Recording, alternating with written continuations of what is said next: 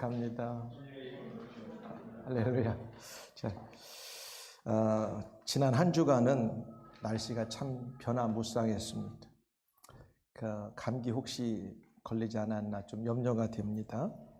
그런 와중에도 여러분 모두 하나님의 풍성한 사랑과 은혜 가운데 시험도 잘 치르고 또 직장에서 열심히 일하고 가정생활에서 모두 승리의 삶을 산 줄 압니다. 모두 열심히 사느라 수고들 많았습니다. 오늘 6월 7일 첫 주일을 맞이해서 교회 나와서 마음을 모두고 목소리 높이고 머리 숙여 기도하는 여러분 모두를 성삼위 하나님의 이름으로 환영하고 축복하고 사랑합니다. 아멘.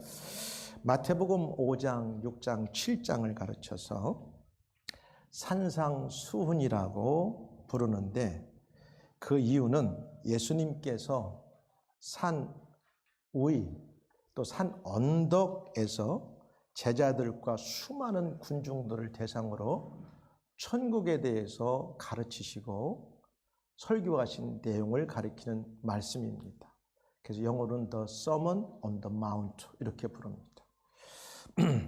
산상수훈의 내용은 예수를 믿고 구원받은 저와 여러분 같은 우리 하나님의 백성들이 어떻게 이 땅에서 하나님의 말씀에 근거해서 윤리적이고 도덕적으로 믿음 안에서 잘 살아갈 수 있는가 아주 귀한 보화와 같은 가르침을 말씀하셨습니다. 그래서 산상수훈을 다른 말로 말하면 보화와 같다 해서 산상보훈이라고도 이렇게 말합니다. 그리고 기독교 윤리의 핵심을 담고 있어서 기독교 윤리의 대헌장이라고도 이렇게 일반적으로 지칭하고 있습니다. 오늘 우리들이 함께 읽은 이 마태복음 7장 13절에서 29절은 그 5장, 6장, 7장의 가장 끝부분 결론 부분을 말하고 있어요. 그 결론의 내용은 이 세상을 살아가는 모든 사람들에게는 두 갈래의 길이 놓여져 있다는 것입니다. 그리고 두 갈래의 방향으로 놓여져 있는데 어쨌든 한 길을, 한 방향을 선택하고 우리들은 살아가게 돼 있습니다. 어느 쪽을 선택하느냐에 따라서 그 결과는 엄청나게 달라집니다. 어느 정도 차이가 아니라 마지막에 그 결과는 완전히 소위 말하면 천국과 지옥이라고 하는 사실입니다. 굉장히 중요합니다. 사실 세상을 살아가는 모든 사람들은 삶은 선택의 연속입니다. 아마 오늘 여러분들 가운데 그래도 다는 아니지만 교회를 가야 될까? 아니면 다른 일 할까? 아마 고민하신 분들도 있는데 오늘 여러분 모두는 선택을 잘하신 줄 믿습니다. 아멘. 네. 세상을 살아가는 모든 사람들은 삶의 선택을 계속하고 연속적으로 하고 살아가요. 학교를 선택해야 돼요. 쉽지 않아요. 그 다음에 직업을 선택해야 돼요. 머리가 아파요. 배우자를 선택해야 돼요. 이건 더 심각해져요. 살아가는 방향을 선택해야 돼요. 내가 동서남북 어디가 살아야 되는지. 그러나 저는 항상 교회를 중심으로 살아가고 이야기하고 싶어요. 그러니 예수님은 본문에서 우리들에게 네 가지의 그 사건, 비유를 통해서 대조를 보여주고 있는데 좁은 문과 넓은 문이 있는데 어느 것을 선택할 것이냐. 참 선지자와 거짓 선지자가 있는데 나무의 비유로 어떤 입장에 설 것인가. 순종하는 자가 있고 불순종하는 자가 있는데 무엇을 선택할 것인가. 반석 위에 집을 짓는 사람이 있는데 그건 어려워요. 근데 모래 위에 집을 지을 수도 있어요. 그건 쉬워요. 여러분들은 어떤 걸 선택할 것인가. 예수님은 오늘 우리에게 묻고 있습니다. 예수님께서는 이 네 가지 대조를 통하여 가장 중요한 선택과 삶의 태도에 대해 말씀하고 있습니다. 그것은 바로 어떤 길을 걸을 것인가 우리는 선택해야 돼요. 어떤 방향의 길을 선택할 것인가를 우리는 선택해야 됩니다. 본문을 중심으로 선택은 여러분의 자유입니다. 하나님께서 선택하라고 막 여러분들에게 압박을 주거나 때리지 않나요? 그러나 여러분이 어떻게 자유롭게 선택한 것이냐에 따라서 결과는 무지하게 중요하게 나타납니다. 그래서 제목을 선택의 자유와 중요성이라는 제목으로 오늘 말씀을 전합니다.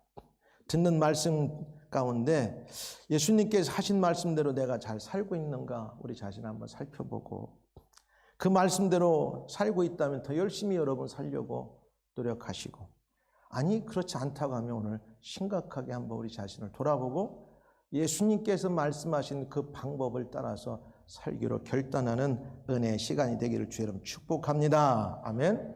첫 번째, 그러면 예수님은 믿고 따르는 저와 여러분들의 선택은 어떠해야 될 것인가? 첫 번째 나오는 이 대조 가운데 이렇게 말해요. 좁은 문, 좁은 길을 선택하고 들어가라고 저와 여러분들에게 예수님은 말씀하십니다. 좁은 문으로 들어가라 이렇게 시작을 했어요. 누구의 말씀? 예수님의 말씀입니다. 저의 말도 아니고 사람의 말도 아니고 예수님께서 하시기를 좁은 문으로 들어가라. 이유가 있어요. 멸망으로 인도하는 문은 크다는 거예요. 답이 나왔어요. 멸망으로 인도하는 문은 크기 때문에 그 큰 문으로 큰 길로 가면 멸망하니까 좁은 문, 좁은 길로 가라고 말씀하세요. 예수님은 두 개의 문과 두 개의 길을 지고 13절, 14절에서 말씀하세요. 두 개의 문 중에 하나는 좀 내로하고 좁고 다른 하나는 이렇게 넓어요. 그리고 두 개의 길 가운데 하나는 아주 좁고 험난하여 가기 어려운 길이라고 말하고 다른 한 길은 크고 넓어서 거기로 통과하기에 편한 길이라고 말합니다.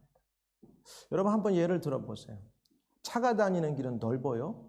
사람이 다니는 길은 좁아요. 그래서 가다 보면 사람이 많아가지고 서로 부딪히는데 그렇다고 차가 다니고 쌩쌩 달리는 길에 넓은 길로 여러분이 들어서는 순간 여러분에게는 생명의 위협을 받기 시작합니다. 하나의 예로 그렇습니다. 그런데 넓은 문의 길은 편하고 많은 사람이 가는 길이라고 성경은 오늘 표현하고 있어요. 그렇죠? 세상은 넓은 길을 좋아합니다. 크고 넓은 길, 편한 길, 즐거운 길, 자신의 욕망을 따라 자기 마음대로 살아가는 삶을 의미하는 거예요. 예, 넓은 문, 넓은 길은. 그러나 예수님께서는 그 길의 끝이 멸망으로 인도된다고 아주 결론적으로 말씀하고 계세요. 조금 기분이 좋지 않죠? 아니 어떻게 이렇게 협박적으로 예수님께서 말씀하시나. 그러나 이게 진리고 이게 영원한 것이기 때문에 어떻게 보면 예수님께서는 말씀하시는 겁니다. 믿으시면 아멘. 근데 좁은 문의 길은 하나님 뜻에 순종하는 길이에요. 조금 때로는 마음에 안 들 수 있어요. 우리 인간적으로. 좁은 길은 쉽지가 않다고 오늘 말합니다. 뭐라고 하냐면 생명으로 인도하는 문은 좁고 길이 협착하여 찾는 자가 적음이라. 길이 좁다는 거예요. 찾기가 불편스러워요. 좁은 길은 쉽지가 않습니다. 때로는 남을 용서해야 돼. 용서하기 싫은데 용서도 해야 될 때가 있어요. 내가 남들이 모르기 때문에 내가 거짓말하면 내게 이득이 되는데 정직해야 돼요. 정직하기 어려울 때 정직해야 돼요. 쉽지 않아요.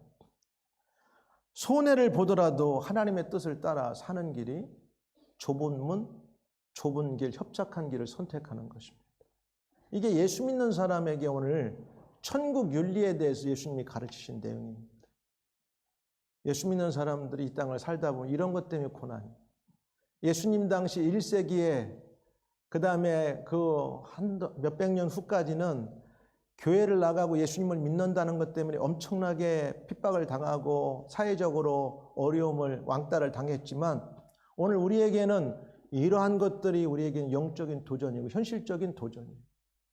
내가 혼자 남도 모르기 때문에 내가 나 혼자만 거짓말 치면 많은 이득을 가져오고 다른 사람도 앞서갈 수 있는데 그러나 하나님은 보시기 때문에 내가 그렇게 할 수 없다고 할 때 여러분 어떻게 할 겁니까? 어느 길을 선택할 겁니까?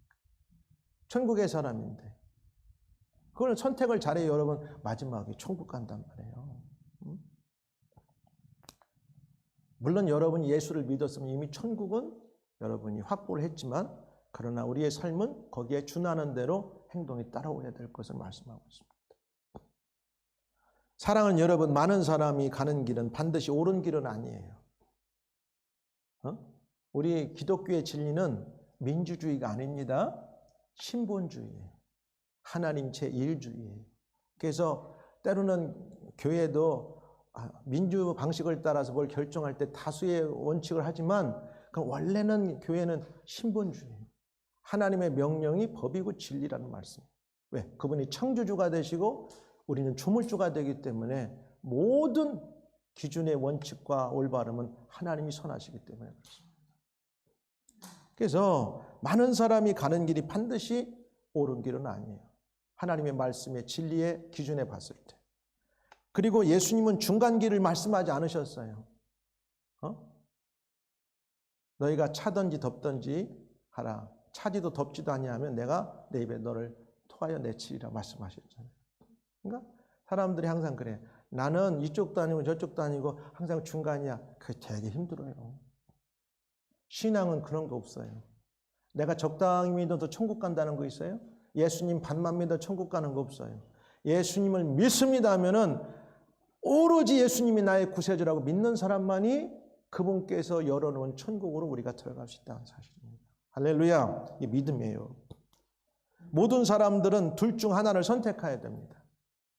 내가 좁은 문, 협착한 길, 그러나 생명이 연결된 길을 선택할 것이냐. 그러나 그걸 선택하면 이 땅에 사는 동안 내게는 때로 고난이 다가올 수 있고 손해가 다가올 수 있고 어려움이 닥칠 수 있으니까 좀 넓은 문, 넓은 길, 편한 거, 타협하는 거, 내가 좀 잠깐 눈속임하고 살아가는 거, 그 길을 선택하면 내가 살 거야. 그렇다면 그건 여러분의 몫입니다. 그러나 그 마지막은 그렇지 예수님 말씀은 멸망으로 인도하는 분이라고 말합니다. 예수님을 따르는 길, 믿음으로 가는 길은 좁은 문, 좁은 험난한 길을 우리가 따라가는 거예요. 그러니까 오늘 많은 사람들이 킹스크로스에 보면 오늘도 멋지게 앉아서 이 아름다움을 즐기면서 먹고 마시지만 여러분 이 약간은 앤티크 같은 이 건물에 어떻게 보면 컴컴한 유고대 들어와서 하나님을 목소리 높여 찬양하고 세상 사람들이 보면 참 이상하다 하지만 우리는 이게 영원한 길이고 생명의 길인 걸 알기 때문에 이 길을 선택한 겁니다. 할렐루야. 확신을 가지시길 주님 축복합니다. 아멘. 그러므로 하나님의 사람은 성령의 인도하심 따라서 진리의 길, 생명의 길을 선택해야 되는 거예요. 오래전에 여러분들도 기억할지 몰라도 광고가 있었잖아요. 가전제품을 선전하면서 순간의 선택이 10년을 좌우합니다. 근데 여러분의 선택, 예수님을 따르는 좁은 문, 좁은 길을 따라서 선택하는 길은 10년이 아니라 100년이 아니라 영원한 생명의 길로 연장된다고 하는 사실을 믿으시기를 주님 축복합니다. 이게 우리 믿음의 길이에요. 천국과 연관되는 길이에요. 나는 여러분들이 넓은 문, 욕망의 문, 사람들이 모두가 바라고 세상이 추구하는 그 넓은 길을 추구하는 것보다 좁은 문, 좁은 길, 믿음의 길을, 진리의 길을 따라서 세상을 어렵지만 살아가는, 선택하는 사람들이 되기를 주의 이름으로 축복합니다. 두 번째는 두 나무를 가지고 또 선지자, 거짓 선지자와 참 선지자를 가지고 이제 대조하는 내용이 나와요. 열매로 나무를 아는 것처럼 신앙도 동일합니다. 진짜 내가 예수님을 잘 믿고 예수님을 따라 사는 믿는 사람이라면 거기에 준하는 열매 맺는 삶을 살아야 된다고 말씀하고 있어요. 그러면서 거짓 선지자와 참 선지자를 이렇게 대조하면서 또 좋은 나무와 나쁜 나무를 대조하면서 마지막은 무엇로 알 수 있느냐? 열매로 알 수 있다고 말하는 거예요. 열매가 중요해요. 보세요. 거짓 선지자들을 삼가하라. 거짓 선지자가 있는 거죠. 근데 거짓 선지자의 특징을 보니까 이렇게 말해요. 양의 옷을 입고 너희에게 나오나 속에는 노략질하는 일이라. 알잖아요. 양인데 겉모습은 그 속은 늑대예요, 늑대. 일이. 그러니까 또 그들의 열매로 그들을 알지니, 그러면 거짓 선지자와 참 선지자는 뭘로 알 수 있냐? 결국은 그 사람들의 열매를 통해서 알 수 있다는 거예요. 왜 이렇게 말씀하시느냐? 이건 어떻게 보면 그 당시 예수님께서 유대사의 지도자들을 향해서 하신 말씀이지만, 더 나아가면 오늘 이 땅을 살아가는 예수님을 믿고 따르는 모든 성도들에게 구원받았느냐, 믿음을 가지고 살아가느냐, 신앙인의 삶을 살아가느냐, 어떤 열매를 우리가 만들면서 살아가고 있는가를 살피며 살아가라고 말씀하시는 거예요. 이 동물들은 어려서 이제 시간이 되면 다 이제 새끼를 낳고 또 이렇게 그 젖을 짜서 새끼를 양육하는 것처럼 사람도 똑같잖아요. 근데 그러지 못한 사람들이 있어요. 열매를 맺도록 하나님께서는 이 땅의 모든 것들을 창조하셨어요. 보세요. 거짓 선지자도 있고 참 선한 선지자도 있다고 오늘 말씀하잖아요. 예수님께서 거짓 선지자들은 양의 옷을 입고 나타나지만 속은 노략질하는 이리와 같다고 말씀하시면서 그들을 분별하는 방법을 오늘 알려줘요. 참과 거짓을 분별할 수 있는 것은 마치 나무의 열매를 보아할 수 있듯이, 가시나무가 여러분 포도를 열매를 맺는 걸 본 적이 없을 거예요. 절대 가시나무가 아무리 이렇게 아주 잎새기가 아주 풍성하고 튼튼해 보여도 거기 가시나무에서는 열매가 없어요. 절대 포도를 맺을 수가 없어요. 예수님께서 하신 말씀이에요. 무늬만 우리가 잘못하면 신앙인의 모습을 갖고 살아갈 수 있는 거고, 그 다음에 우리가 교회를 오래 다닐 수는 있지만 열매를 꼭 맺는 그리스도인 신앙인의 삶을 살 것을 말씀하는 거예요. 참과 거짓을 분별할 수 있는 것은 마치 나무의 열매를 보아할 수 있듯이, 가시나무가 포도를 맺을 수 없고 엉겅퀴에서 무화과를 딸 수 없어요. 여러분, 무화과가 어디서 나와요? 무화과 추리에서 나오잖아. 우리 가든에 무화과 나무가 하나 있는데 잎새기가 몇 개 나와서 지금까지 세어보니까 10개 정도가 매달렸어. 작년에는 20몇 개 매달려가지고 몇 개 떨어지고 나머지는 이렇게 우리가 이렇게 먹어본 경험이 있는데, 올해는 현재까지 10개만 매달렸어요. 10개만. 이게 나무가 커야 되는데 그 밑에 여우가 계속 굴을 파가지고 나무가 크지를 못해. 그 무화과 나무를 누가 줬냐면, 오래전에 우리 교회 와서 있던 자매가 자기 집에서 조그맣게 키우던, 분에다 놓고 키우던 나무를 갈 때가 돼서 목사님 이거 목사님께 드리고 갈게요. 사모님한테. 그래서 그걸 갖다가 우리 가든에 심었어. 그래가지고 나무가 이제 커가지고 매년 한 10개 이상씩은 열리고 있어요. 응? 여러분, 그걸 보면, 야, 무화과 나무니까 참 열매를 맺는 거. 절대 엉겅퀴 나무에서, 가시나무에서 포도 열매를 맺을 수 없고, 무화과 나무가 아닌데 무화과 열매를 맺을 수가 없어요. 똑같아요. 하나님의 복음을 전하고 그 다음에 하나님의 일을 한다고 하면서도 예수님과 관계없는 일들, 하나님의 일과 관계없는 일들을 하고 있다면 열매 없는 인생을 살아가는 거예요. 똑같은 신앙도. 겉모습은 신앙적이고 경건해 보일 수 있습니다. 그러나 그들의 열매로 그들을 알리라는 예수님께서 말씀하시는 거예요. 이와 같이 좋은 나무마다 아름다운 열매를 맺고 못된 나무가 나쁜 열매를 맺나니, 지금 예수님께서 말씀하시는 건 너무 직설법이고 어떤 때는 그냥 놀랄 정도로 이렇게 아주 직역을 하신 말씀하세요. 딱딱 집으셔가지고, 좋은 나무가 나쁜 열매를 맺을 수 없고 못된 나무가 아름다운 열매를 맺을 수 없느니라. 아름다운 열매를 맺지 아니하는 나무마다 어떻게 찍혀 불에 던지느니라. 그냥 뒤도 안 돌아보고 그냥 찍어서 불에 태워버린다는 거예요. 하나님께서, 주님께서 열매 없는 인생을 살고 하나님과 관계없는 이 땅의 일에 살면서 하나님의 일에 열매 없는 인생을 살면 이렇게 될 수 있다는 것을 지도자들이나 또 우리 성도들에게도 경중을 올리는 말씀이에요. 그러니까 결국은 뭐냐? 진짜 참된 믿음은 말보다 삶에서 드러나야 된다는 걸 강조하는 거예요. 어떤 사람은 말은 잘해요. 이렇게 살아야 돼. 근데 삶은 하나님과 주님과 전혀 관계없는 삶을 살아가면 그걸 우리에게 경종을 울리는 말씀이에요. 네가 천국의 백성으로 하나님의 말씀과 예수님께서 어떻게 살아야 된다고 가르친 그 말씀을 따라 살아야 되는데 말은 잘하는데 행동이 전혀 따라오지 않는다면 열매 없는 나무와 같다는 걸 말씀하시는 거예요.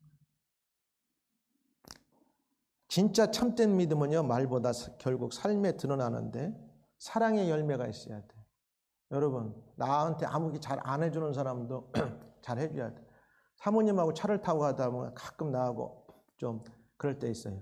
꼭 길에 서 있는 분들이 있으면 동전 찾느라고 나는 이제 운전하고 가는데 동전 어디 있냐고 이제 찾을 때 동전을 미리미리 준비하라고 하고 나는 한쪽에서 또 사모님은 찾고 계셔요. 어떤 때 저쪽에서 하면 이렇게 던지고 가요. 여기 있다고. 우리한테는 1파운드가 얼마 안 줄 수 있지만 그분에게는 하루에 한 끼를 연명할 수 있는 아마 그 분위기가 될 수 있어서 어떻게 하면 가능하면 지나다닐 때 1파운드, 2파운드든 던져주고 가려고 해요. 이게 작은 게 별거 아니지만 결국은 남을 사랑한다고 하는 이 마음 속에 그 사람하고 아무 관계없어요.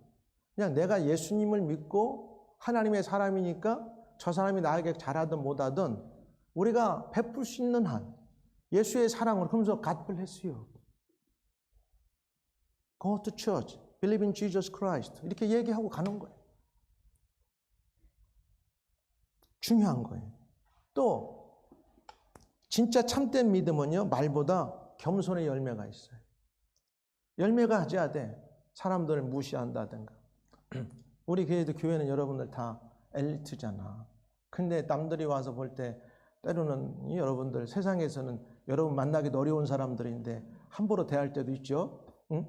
그래도 여러분들이 다 웃으면서 맞아주는 건 뭐야? 겸손해서 그런 거예요. 예수님 때문에. 세상에서는 여러분 만나려면 돈 싸들고 오야 될 사람도 많을 거예요.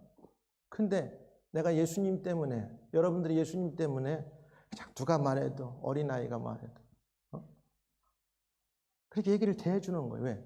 예수님 때문에 그런 거예요. 세상은 그러지 않아요. 다 자기끼리끼리 놀아. 레벨이 맞는 사람, 같은 직업군끼리. 그러면서 거기에는 누구도 들어올 수 없는 그들만의 카르텔을 형성하고 살아가는 게 세상 일이란 말이에요. 근데 교회는 남녀노소 빈부귀천을 막론하고 진짜 갈 데 없고 누가 놀아 안 주는 사람들이 와도 교회는 웰컴 하는 거예요. 주님께서 우리에게 그렇게 해주셨어요.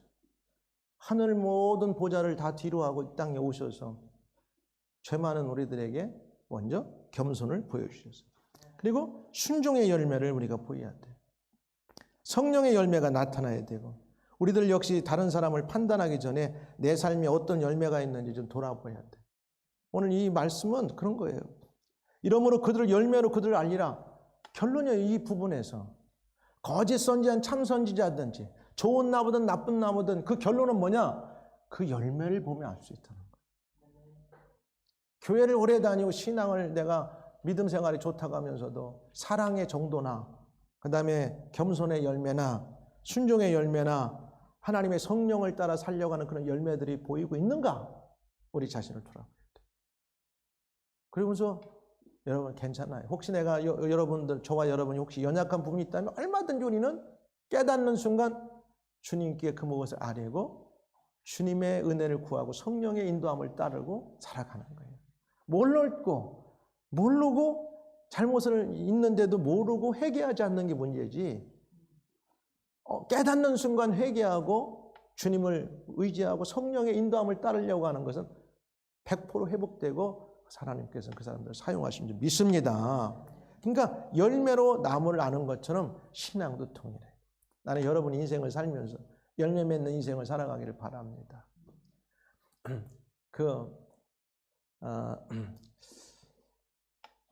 여러분들 잘 알런지 모르겠어요. 그게 하나의 그냥 예로 내가 드는 거예요. 우리나라 배우들 가운데 연세가 많아. 여러분들에게는 할머니가 될 수 있어. 선우용녀 씨하고 전원주 씨가 있어. 전원주 씨는 평생을 아주 저축하면서 돈을 모았고 선우용녀 그분도 했는데 자기들끼리 그래. 나이가 6살 차이가 달라대. 근데 그 선우용녀 그분이 그래. 그 전원주 씨한테 언니 더 이상 너무 이렇게 나한테 밥 사주면서 야 이거 6만 원짜리다 너무 비싼 거다 그러면 자기가 먹다가도 소화가 안 된다 그런 말 하지 말고 사달라는 거예요. 그러면 내가 잘 먹고 나서 빚진 것 같아가 또 사주는데 나 이거 6만 원이 너무 비싸다 그러면 맛있게 먹으라 그러면 먹는 순간 이게 소화가 안 된다는 거예요. 그럴 수 있지요. 응? 그러니까 여러분 무슨 말이냐, 베풀 수 있을 때 많이 베풀고 하나님을 향해서도 마음에 인색하거나 가난하지 말고 사람을 향해서 주변의 사람들에게도 동일한 마음들을 갖고 살기를 주님 축복합니다. 남을 위해 하나님을 위해 심는 자, 천국을 위해 심는 자, 주의 몸된 교회를 심는 자, 이웃을 위해 심는 자, 어려운 자를 심는 자를 위해 심는 것은 절대 사라지지 않아요. 반드시 그게 돌아와요. 잠언서에도 보면 의인의 자식이 걸치감을 본 적이 없다고 말합니다. 유명한 한국의 목사님 가운데 지금 은퇴하셔가지고 그래도 여전히 살아계 설교하시는 옛날 압구정동에서 목회하셨던 곽선희 목사님 이제 간증을 제가 들은 적이 있어요. 그분이 오래 지금 한 90이 넘으셨으니까 젊은 시절에 미국 프리스턴 대학 가서 유학을 하는데 그렇게 자기가 갔는데 도와주는 사람도 많고 어려운 중에서도 그냥 큰 어려움 없이 잘 먹고 마시면서 유학생활을 마쳤길래 자기는 자기 은혜인 줄 알았다는 거예요. 나중에 깨달은 건 자기의 할아버지, 자기 부모님들이 하나님을 사랑하고 주의 몸된 교회를 위해서 애쓰고 수고하고 가난한 자들에게 다 베풀었던 것이 결국은 자기에게 하나님께서 되돌려줬다고 하는 걸 깨달았다는 사실. 사랑하는 여러분, 이게 믿음의 원리예요. 주님께서 하신 말씀이잖아. 심은 대로 거둔다고 말씀하셨어요. 응? 사랑을 심으시고 겸손을 심고 순종을 심고 성령의 열매를 심고 여러분들이 살아가면 열매 맺는 인생을 살 줄 믿습니다. 할렐루야. 세 번째는 믿음의 사람은 하나님의 뜻대로 행하고 순종해야 돼. 이거 잘 아셔야 돼. 누가 믿음의 사람이냐? 내 뜻이 아니라 하나님, 우리는 누구를 믿는 거예요? 예수를 믿음으로 구원받아서 하나님을 섬기는 사람들이에요. 그럼 하나님을 섬기는 사람들은 하나님 섬김의 대상이 되는 그분이 뜻이 무엇이고 그분이 원하는 게 무엇인가를 알고 그대로 따라 순종하는 것입니다. 이게 믿음이에요. 할렐루야. 나더러 주여 주여 하는 자마다 천국에 들어갈 것이 아니에요. 굉장히 중요한 말이에요. 이게 뭐지? 나더러 주여 주여 하는 자마다. 여러분 아무나 주여 합니까? 예수님을 믿음으로 내가 구원받고 예수님은 나의 주가 되시고 하나님은 나의 영원하신 여호와 하나님이라는 것을 아는 정도면 굉장한 신앙인인 것 같이 보여져요. 그러니까 주여 주여 하지. 세상의 사람들 보고 하나님을 뭐라고 불러? 예수님을 뭐라고 불러? 그러면 그들 입에서 한 사람도 주여라고 부를 사람이 없어요. 근데 교회를 다니고 예수를 믿고 예수님이 메시아라고 믿고 생각하고 하나님을 창조주로 믿는 사람들을 하나님 아버지, 예수님을 주여, 당신은 나의 창조주시며 근본은 하나님 아버지셨는데 나를 구원하러 이 땅에 오신 나의 구세주가 되시는 분입니다. 그게 주여 부르는 거예요. 아무나 주여 소리를 못 불러요. 근데 주여 주여 하는 자마다 근데 거기에 문제가 뒤에 따라와. 천국에 들어갈 수 없다는 사실. 이거 무슨 소리야? 주여 주여 할 정도면 저와 여러분같이 교회도 오래 다녔을 수도 있고 여전히 우리가 교회 신앙 안에서 들어올 수도 있고 생활할 수 있는데 그럼에도 불구하고 그게 다 천국에 들어가는 하나의 티켓이 아니라는 사실이에요. 그 지가 우리에게 답을 주고 다만 하늘에 계신 내 아버지 뜻대로 행하는 자라야 천국에 들어가리라. 이게 답이야. 믿으시면 아멘. 확실해요. 그러니까 신앙은 뭐냐? 내 뜻이 아니라 하나님 아버지 뜻대로 내가 듣고 깨닫고 그 길을 선택해서 살아가는 사람들. 선택을 그쪽으로 해야 돼. 그러면서 그 뒤에 설명이 나와요. 그날에 많은 사람이 나더러 이르되, 예수님이 이 땅에 오셔서 세상 종말의 때를 표현하는 거죠. 주여 주여 우리가 주의 이름으로 선지자 노릇하며 주의 이름으로 귀신을 쫓아내며 주의 이름으로 많은 권능을 행하지 아니하나이까. 어마무시한 능력들을 행한 사람들이 있어요. 세상 사람들이 보면 이런 사람이 없어요. 근데 여러분 잘 보세요. 오래전에 죽은 전도관은 지금은 거짓 유명무실한데, 전도관의 그 교주가 박태선이라는 장로가 있었어요. 이 사람은 60년대, 70년대까지 우리 한국교회에서는 모든 목사님들보다도 아주 능력을 더 많이 사람들에게 보일 정도로 굉장한 일들을 했어요. 그리고 저 얼마 전에 소천한 이단에 빠진 마기론, 김아무개라고 불리는 그분도 한 시대에 굉장한 이런 능력을 행했지만 결국은 이단에 빠지고 그 사람들의 마지막은 좋지가 않았습니다.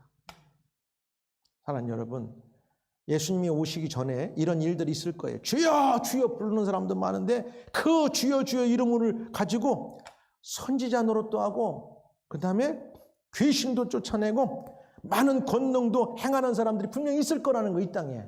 근데 그게 다가 아니라는 거예요. 그렇다고 해서 그게 천국을 들어가는 100% 개런티 티켓을 얻은 게 아니라고 하는 사실이에요. 그러면 우리에게도 경중이 있어. 그러나 이런 걸 안 해도 괜찮아. 이런 걸 우리가 못해서 기죽을 필요도 없어. 그게 다 아니야. 중요한 게 뭐있냐? 모든 사람이 할 수 있는 방법이 있어요. 권능을 아무나 행하는 거 아니에요? 아무나 예언하는 거 아니에요? 근데 모두가 할 수 있는 쉬운 게 뭐냐면 하나님의 뜻을 깨닫고 그 뜻대로 그냥 따라 살아가면 돼요. 선택을. 그럼 하나님의 뜻을 어떻게 할 수 있느냐? 하나님의 말씀이 성경을 보면 나와 있다니까. 그러나 예수님은 말씀하신 게 내가 너희를 도무지 알지 못한다.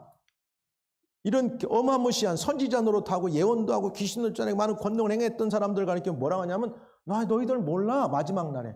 그러면서 뭐냐면 너희들은 불법을 행했어. 뭐가 불법이에요? 여러분, 사회가 정해놓은 사회법이나 어떤 그 룰이 있는데 그것을 자기가 마음에 안 든다고 어기면 그 사람은 사회에서 법을 어긴 사람이 되는 거예요. 아니, 로마에 가면 로마법을 따르라간 것처럼 영국에 살면 영국의 법을 따라야 되고 한국에 가면 한국의 법을 따라야 되는 거예요. 그러면 그 나라 거기 영국에 살면서도 우리가 법을 어기지 않고 나는 한국 사람이 하면 어떻게? 남 여기서 추방당해. 범죄 저지르면. 신앙생활의 핵심은 우리가 이렇게 종교생활을 하면서 예배도 드리고 참석하고 봉사도 하고 헌금도 하고 이런 맡은 일들도 하지만 이런 것의 기본에 더 중요한 것은 마지막에는 철저하게 하나님의 말씀을 뜻에 따라 순종하는 거예요. 여러분 보세요. 그 하나님의 뜻은 뭐냐? 두 가지로 이렇게 볼 수 있는데 쉬워요. 여기 성경 구절 내가 한 거 있나요? 요한복음 6장 40절. 요거 한번 한 목소리 읽어봐야 돼. 다 같이 시작.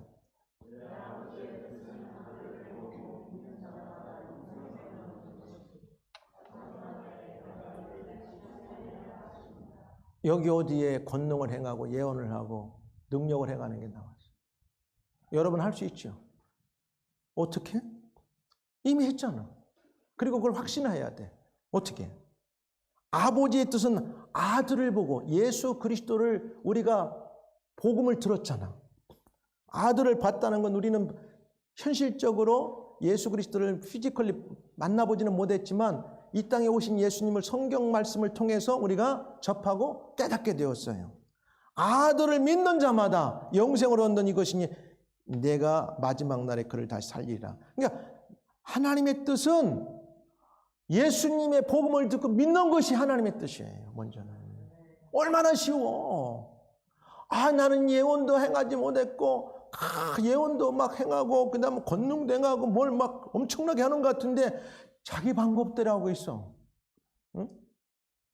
하나님께서 하라고 하는 방법이 아니야. 그 다음 성경 구절. 또 하나. 시작.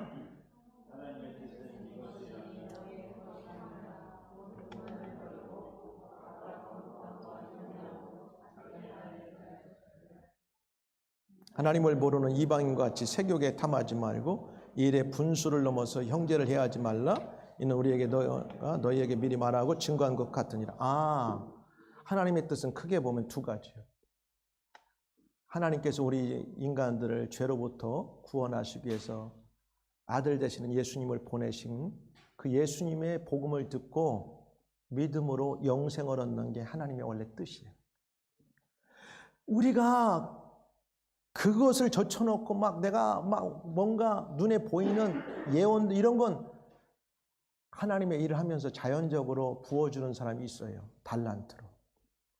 그때 그 사람들 하나만 되는 거예요. 그러면 두 번째는 뭐냐면 예수님을 보고 믿고 영생을 얻은 다음에 거룩한 삶을 살으라는 거예요.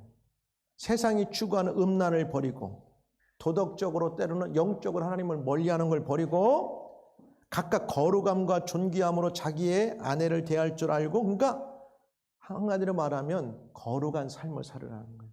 다른 말로 말하면 성화의 삶. 예수 믿은 사람의 이 땅에서 하나님의 주님의 뜻은 예수를 믿고 영생을 얻은 사람들은 세상의 방법을 따라 살지 말고 하나님이 원하는 거룩한 성화의 삶을 살자는 거예요. 할렐루야. 그렇잖아 이게. 그래서 오늘날 돌아가는 세상의 모습은 뭐야?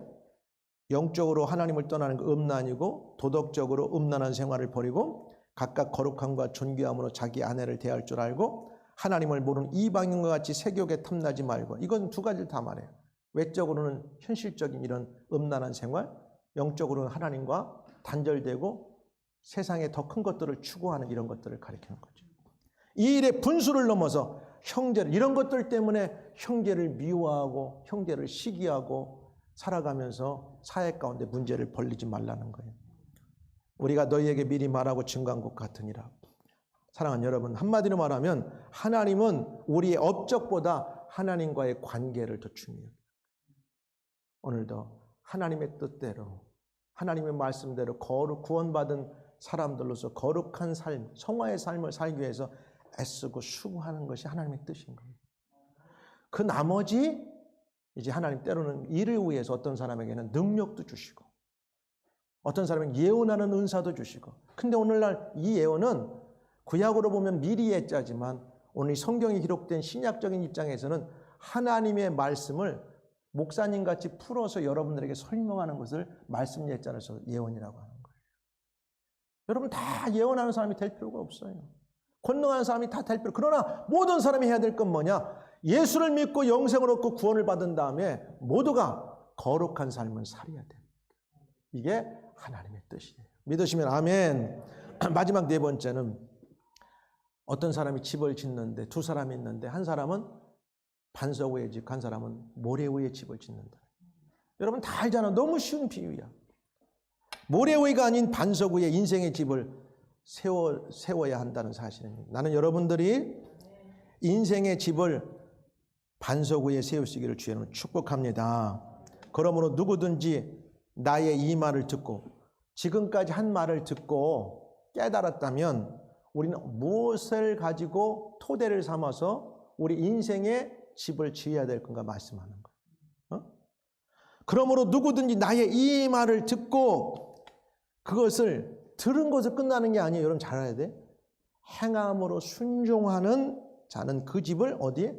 반석 위에 지은 지혜로운 사람 같으니.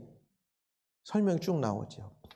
오늘 이 비유 가운데 예수님은 두 건축자의 비유로 산상수훈 5장, 6장, 7장을 마무리 지어갑니다.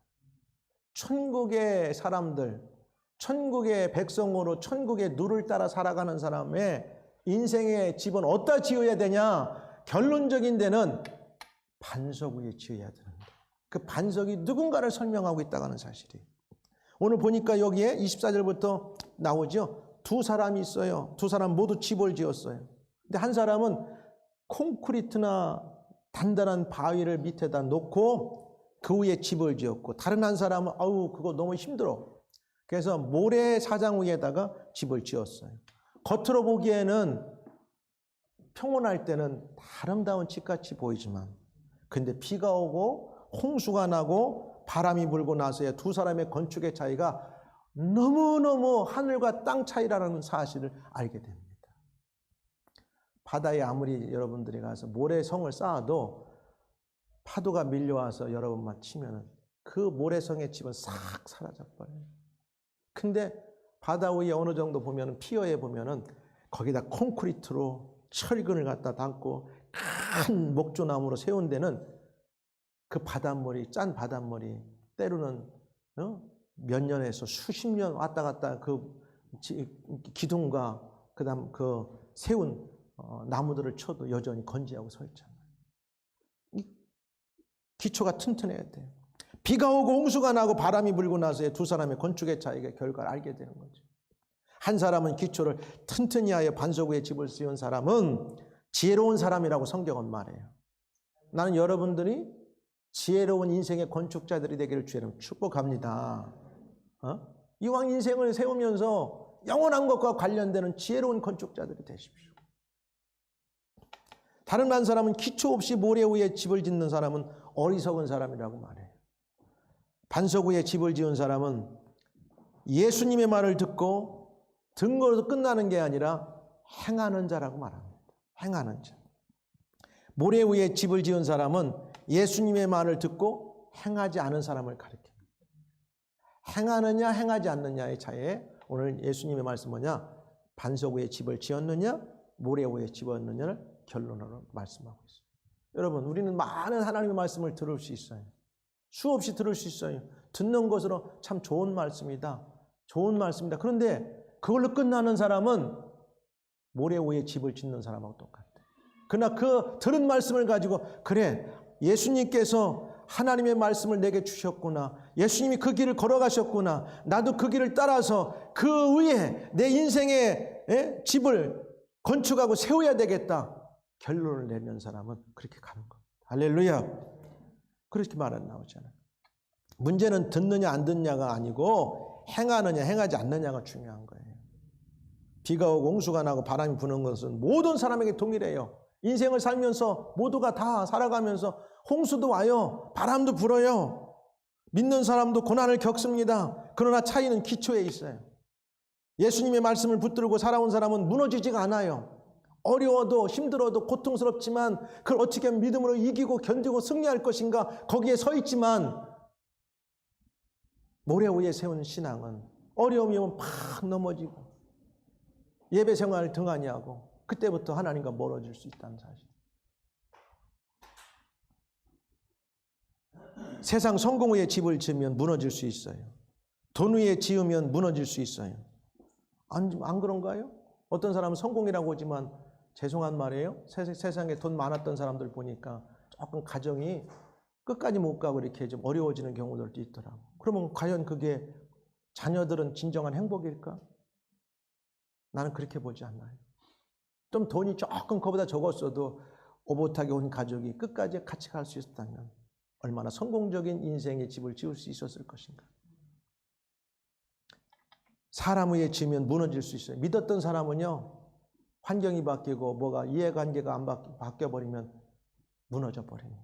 그러나 그리스도와 말씀 위에 세운 인생은 흔들릴 수 있어도 무너지진 않아요. 다가오는 비도 맞을 수 있고 홍수에 우리가 막 흠뻑 젖을 수도 있고 그 다음에 폭풍 속에 우리가 막 조금 몸이 쓸릴 수는 있지만 그래도 기초가 단단한 것은 그 자리에 서 있는 거예요. 예수님 붙들고 신앙생활하는 사람들은 세상 것이 그렇게 와도 예수님이 나의 반석이시다고 하면은 세상에 어떤 환경이 몰아쳐도 예수님 바라보고 나가는 겁니다. 할렐루야. 말씀을 이제 맺겠어요. 주의 말씀을 듣고 그 말씀을 지켜 행하는 자, 지혜로운 자고 복된 사람이라고 말합니다. 결론은 이렇습니다. 예수님을 따라 좁은 문, 협착한 길을 선택하세요. 힘은 들지만 그 길이 생명의 문과 길이라고 오늘 말씀하고 있어요. 영생의 문과 길이 있는 곳입니다. 열매 없는 나쁜 나무나 거짓 선지자 같은 신앙생활을 하면 안 됩니다.